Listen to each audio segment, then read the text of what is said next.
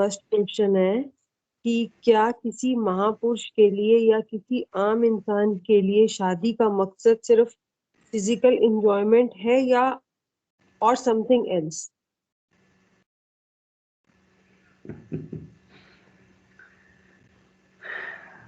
रब ने इंसान को 5 भूतों से बनाया है और हर भूत की अपनी रिक्वायरमेंट है। हम उन रिक्वायरमेंट से आज़ाद नहीं हो सकते। जिन भूतों से हम बने हैं ना, हमारा भोजन, हमारी खुराक, हमारी रिक्वायरमेंट भी वैसी ही चीज़ें होती हैं। तो एक इंसान होने के नाते इंसानी बॉडी की जो रिक्वायरमेंट्स हैं, उन रिक्वायरमेंट्स को रब ने अलाउ किया है कि आप पृथ्वी पे अगर रहेंगे तो ये आपकी रिक्वायरमेंट्स हैं और ये चीज़ें मैं आपको अलाउ कर रहा हूँ। तो शादी करना या एक डिज़ायरमेंट को पूरा करना या फुलफिल करना, ये इंसान की फितरत में है। उसके शरीर के अंदर ईश्वर की तरफ से ये एक ख्वाहिश रख दी गई है। ये रब की तरफ से रखी हुई है, इंसान खुद से नहीं ये पैदा करता। ना खुद से इंसान इसको कोई किल कर सकता है या ख़त्म कर सकता है, ये खुदा की तरफ से है, खुदा की देन है। खुदा ने इंसान को ये डिज़ायर लगाने के बाद सिर्फ और सिर्फ इसको फुलफिल करने के तरीके बताए हैं, आदेश दिए हैं, रूल्स और रेगुलेशन दिए हैं, प्रिंसिपल्स बताए हैं। ये ख्वाहिश को मारने का रब ने नहीं कहा, किल करने का रब ने नहीं कहा। रब ने जो रेस्ट्रिक्शंस लगाई हैं या जो पाबंदियां लगाई हैं या जो आदेश दिए हैं, वो सिर्फ और सिर्फ चंद असूलों और ज़ाब्तों के अंदर रहकर फुलफिल करने का नाम है। इसमें आपको जानवर की तरह लिबर्टी नहीं है। जैसे बाकी जानवरों को लिबर्टी है ना कि उनके ऊपर किसी किस्म का कोई लॉ नहीं लगता, बस उनको पता है कि हमारे अंदर ये एक डिजायर है, ये एक ख्वाहिश है और हमने इसको फुलफिल करना है। उनको पूरी पृथ्वी के किसी कोने में जहां भी, जब भी, जैसे भी कोई मौका मिलता है, वो अपने उस मौके को अवेल करते हैं। इंसान ऐसा नहीं कर सकता। इंसान को रब ने हदूदों क़यूद के अंदर रखा है। उसी हदूदों क़यूद के अंदर रहने की ही तो हमारी जजमेंट है कि क्या हम उन असूलों का पालन करते हैं या नहीं करते। अब इंसान के ये जो 4 भूत हैं ना, इन चारों भूतों की जो परवाज है या इनकी जो एक्सेस और पहुंच है, वो 5वें भूत से नीचे ही रहती है। जो 5वां भूत है ना, आकाश, उसकी जो भूमिका है ना, वो इन चारों भूतों से ऊंची है। ये 4 भूत जितने मर्जी पवित्र हो लें, जितने मर्जी अच्छे हो लें, जितने मर्जी सुंदर हो लें, जितने मर्जी कॉम्पिटेंट हो लें, ये 5वें भूत की कॉम्पिटेंसी को नहीं पा सकते। उसकी अप्रोच, एक्सेस और पहुंच को ये नहीं पहुंच सकते। अब होता यह है कि अगर आप इन 4 भूतों की रिक्वायरमेंट और जो इंसान के साथ एक सोच रब ने रख दी, माइंड जो है, ये मिला के सेंसेस के जरिए जो इंसान का दिल करता जाए, इंसान उसको फुलफिल करता चला जाए, तो ये ख्वाहिशें कहीं भी जाकर एंड नहीं होती, खत्म नहीं होती। जो 5वां भूत आकाश है, जिसको हम स्पिरिट भी कह देते हैं या रूह भी कह देते हैं, ये भूत इन 4 भूतों का सुप्रीम है, लीडर है, कमांडर है। अगर तो हम इसको इफेक्टिव रखते हैं ना, तो ये चारों भूत इससे पूछते हैं, इसकी एडवाइस लेते हैं, इनके अंडर रहते हैं। और ये वाला भूत अगर पवित्र हो तो इन चारों भूतों को रॉन्ग दशा में जाने नहीं देता। इंसान के दिल से, इंसान के शरीर से कोई ऐसी चीज होने नहीं देता। ये 5वां भूत जो है, अगर इस 5वें भूत को हम भूखा रख रख के इसको बिल्कुल किल करने के, मारने के करीब कर दें कि जैसे अभी इसकी जान निकली, अभी जान निकली, अभी जान निकली, हमारी 50-50, 60-60, 100-100 साल उम्र हो जाए और हमने पूरी जिंदगी में कभी एक दिन के लिए भी अपने पांचवें भूत को भोजन ना कराया हो, उसे खाने को कुछ ना दिया हो, पीने को कुछ ना दिया हो। पांचवें भूत का भोग क्या है, भोजन क्या है, खाना पीना क्या है, रब की याद, रब की रिमेम्बरेंस और रब की पहचान, ये इस पांचवें भूत का भोजन है, खाना है। क्या हमने जिंदगी में ये वाला भोजन अपनी इस आत्मा को करवाया? करवाया तो कितनी बार करवाया और कितना करवाया? ठीक है। अब ये जो चीजें हैं ना, ये वाली चीजें हम सोचते ही नहीं हैं। हम सारी जिंदगी इन चार भूतों को ही फुलफिल करने और इनको ठीक करने के ऊपर लगे रहते हैं,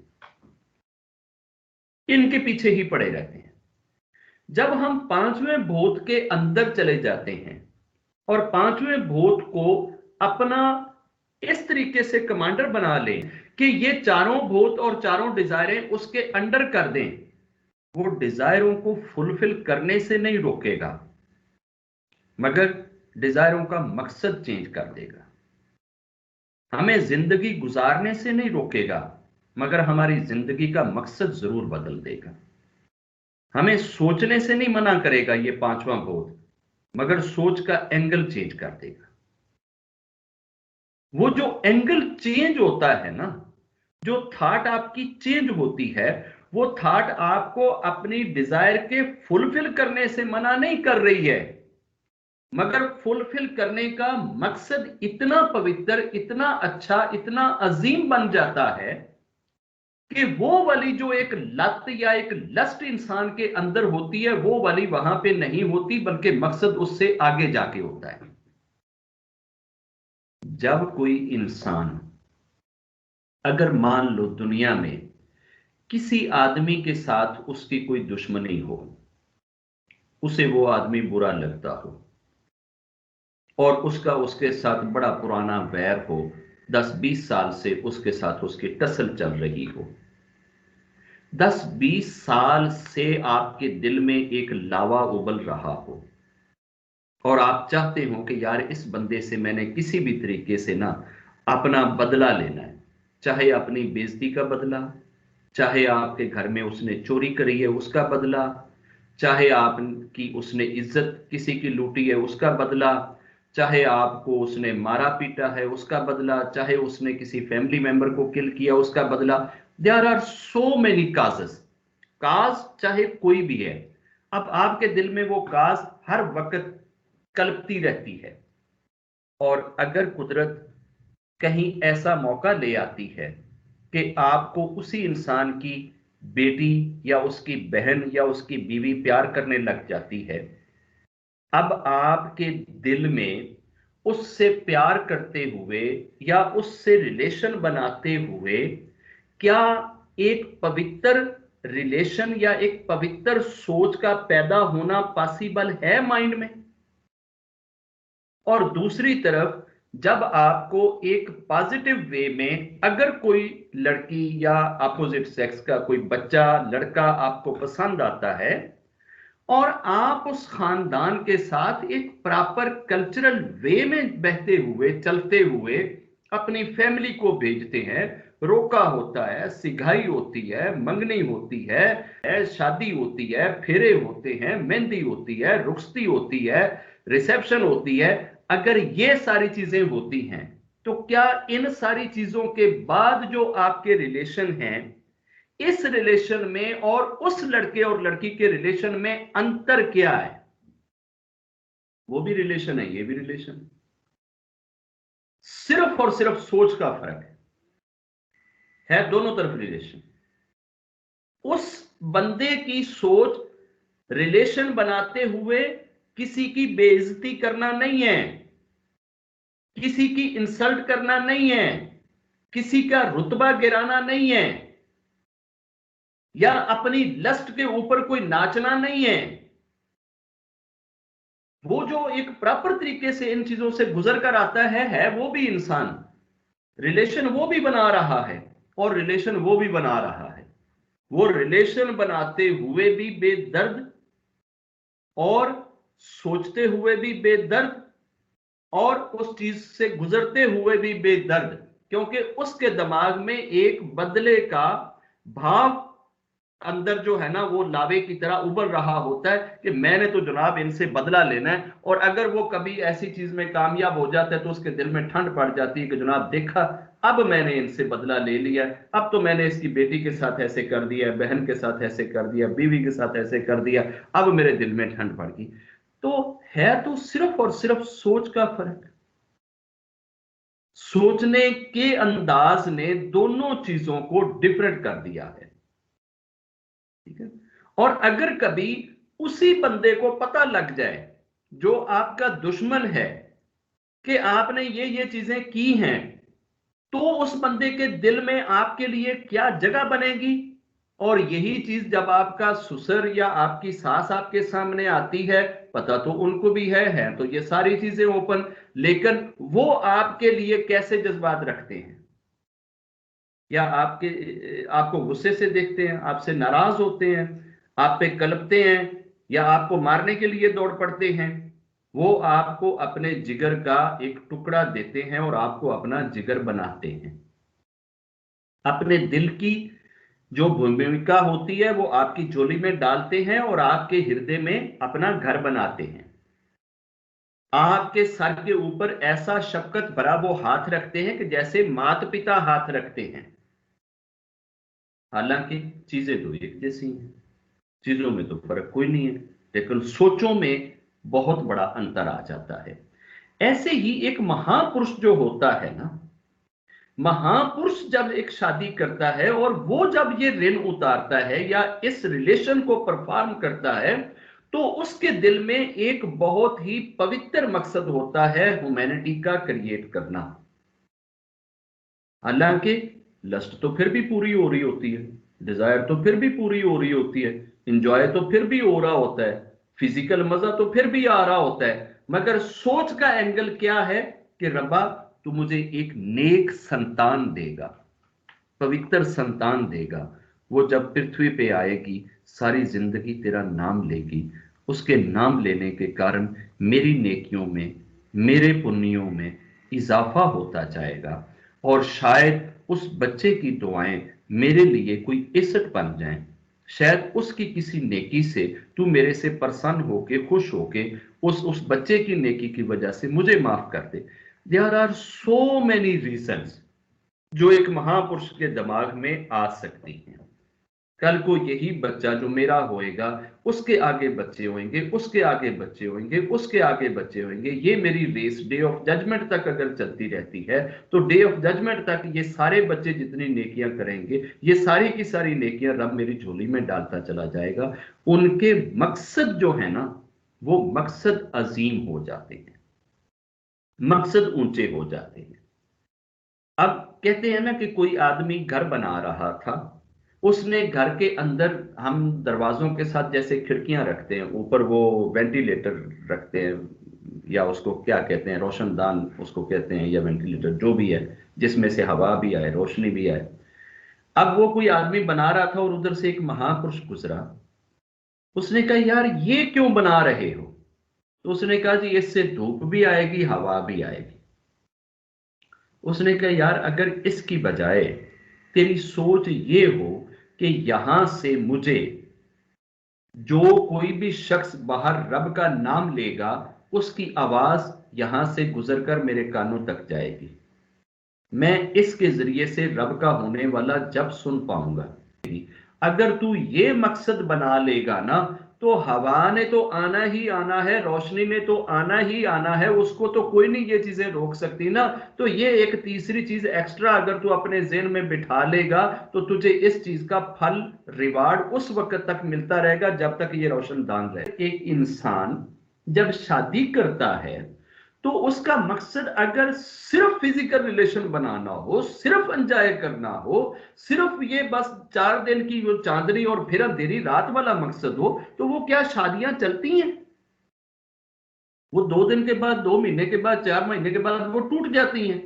ये 2 खानदानों का एक संबंध बनता है, दो फैमिलियां एक दूसरे के साथ जुड़ती हैं, वो उन दो फैमिलियों के जुड़ने का भाव और सिर्फ अपनी जात की सेटिस्फेक्शन का भाव और होता है। हालांकि दोनों को पर्सनल सेटिस्फेक्शन तो मिलती है। जो खानदानों को जोड़ रहा होता है, जो अपने खानदान को भी इज्जत देना चाह रहा होता है और किसी दूसरे खानदान को भी इज्जत देना चाह रहा होता है, जो अपनी फैमिली के नाम को भी डबोना नहीं चाह रहा होता और किसी दूसरी फैमिली के भी नाम को डबोना नहीं चाह रहा होता, वो दोनों खानदानों की इज्जत भी बचती है, दोनों एक दूसरे से मिलकर प्राउड भी फील करते हैं, हैप्पीनेस भी फील करते हैं। कोई कपल भाग कर किसी जगह पे जाकर फेरे ले लेता है, उसके बारे में सोसाइटी की राय क्या बन जाती है? उनको अच्छा नहीं समझती सोसाइटी। और तो हर कर्म इटसेल्फ कर्म ही रहता है। हाथ से किया गया हाथ का ही रहता है, आंख से किया गया आंख का ही रहता है, पांव से किया गया पांव का ही रहता है, इंजॉय से किया गया इंजॉय का ही रहता है। सिर्फ और सिर्फ उसके पीछे वाली थॉट और सोच को रब काउंट करता है या उसको मापता है कि आपने किस थॉट के साथ, किस सोच के साथ वो चीज करी है।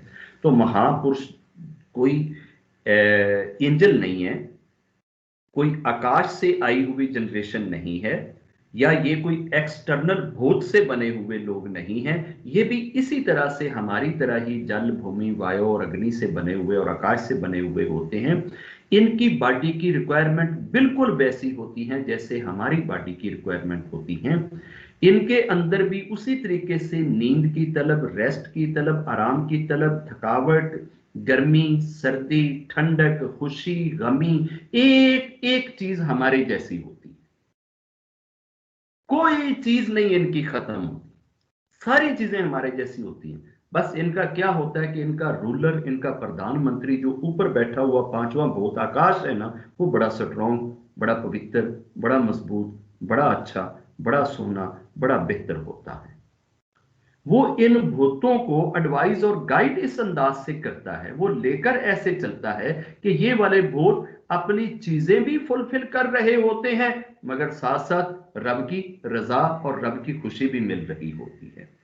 जबकि दूसरे लोग सिर्फ और सिर्फ उस खुशी के अंदर इतने डूब जाते हैं कि चीज वही होनी होती है, मगर उसके साथ ही लानतें और रब की नाराजगी ये मुफ्त में झोली में पड़ रही होती है। तो रब के महापुरुष भी ऐसे ही शादियां करते हैं, ऐसे ही जिंदगी गुजारते हैं, उनकी खुशियां भी बिल्कुल इसी तरह से होती हैं, मगर सिर्फ उनकी थॉट का एंगल, उनकी सोच का एंगल वो थोड़ा सा इंसानी सोच से ऊंचा होता है। उनके उसी चीज को करने के मकसद थोड़े से डिफरेंट होते हैं, अलग होते हैं, बेहतर होते हैं, एलिवेटेड होते हैं, अच्छे होते हैं, सुपर होते हैं। जबकि जिंदगी बिल्कुल इसी तरह से उनकी गुजरती है। वो भी सेम अगर छोटी जूती पहनेंगे पांव में दर्द होएगा, वो भी सेम सर्दी में बाहर खड़े होंगे तो उनको ठंड लगेगी, गर्मी में बाहर जाएंगे उनको पसीना आएगा, और कोई काम करेंगे उनको प्यास भी लगेगी, उनको भूख भी लगेगी, उनको थकावट भी होएगी, उनको नींद भी आएगी, उनको बेचैनी भी होएगी, उनको दुख भी फील होएगा, सुख भी फील होएगा, परेशानी भी होएगी, बिजनेस लॉस भी फील होएगा, बिजनेस बढ़ोतरी से भी खुशी होएगी, बहन भाइयों के मरने जाने का भी गम होएगा। ये सारी की सारी चीजें उनके दिल के ऊपर भी बिल्कुल वैसी गुजरती हैं जैसे हमारे गुजरती हैं। सिर्फ उनका कंट्रोलर जो है वो हमसे अच्छा होता है, कंट्रोल सिस्टम हमसे बेहतर होता है। वो गॉड कनेक्टेड इतने होते हैं, रब से जुड़े हुए इतने होते हैं कि इन छोटी चीजों से ऊपर वाली चीज उनके हाथ में होती है। इसलिए ये चीजें उनके लिए उतनी उस तरह से नहीं होती जिस तरह से हमारे यहाँ होती हैं।